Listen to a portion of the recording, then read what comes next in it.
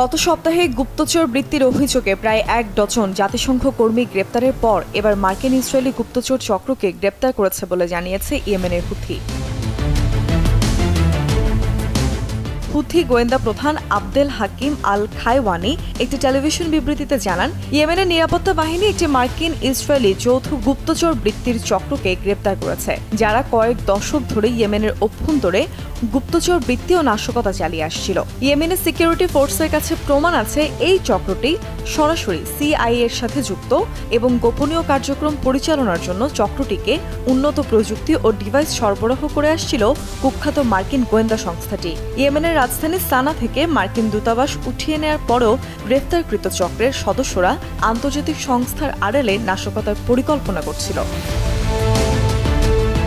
Houthi গোয়েন্দা প্রধান আরও উল্লেখ করেন, এই চক্রটি ইয়েমেনের বিভিন্ন গুরুত্বপূর্ণ সেক্টরের সংবেদনশীল তথ্য সরবরাহ করতে সিআইএ ও মোসাদের প্রধান হাত হিসেবে কাজ করে আসছিল।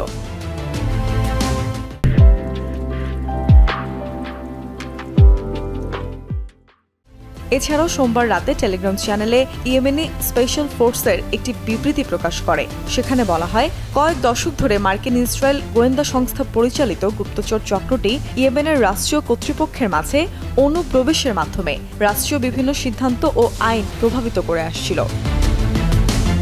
এই চক্রটি গুপ্তচর বৃত্তির কাজে অনেক ব্যক্তিকে নিয়োগ দিচ্ছিল এবং তাদের ওপর প্রভাব বজায় রাখতে মার্কিন যুক্তরাষ্ট্রের সফরের ব্যবস্থাও করে দিত।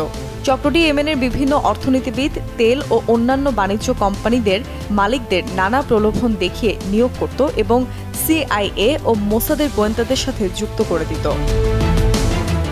টেলিগ্রাম বার্তায় আরও উল্লেখ করা হয়, এই মার্কিন ইসরায়েলি গুপ্তচর চক্রটি ইয়েমেনের কৃষি খাতে নাশকতা ও ধ্বংসাত্মক কার্যকলাপে নিয়োজিত ছিল। চক্রটি বীজ গবেষণা প্রতিষ্ঠান ও বীজ গুণাগুণ কেন্দ্রগুলির উপর তাদের দৃষ্টি নিবদ্ধ করে রেখেছিল এবং ইয়েমেনের কৃষি মন্ত্রণালয়ে গুপ্তচর নিয়োগ দিয়েছিল। স্থানীয় উৎপাদনকে ক্ষতিগ্রস্ত করার লক্ষ্যে কৃষি ধ্বংসকারী কীটপতঙ্গ উৎপাদন ও ছড়িয়ে দিয়ে তারা মার্কিন পরিকল্পনা বাস্তবায়ন করেছে।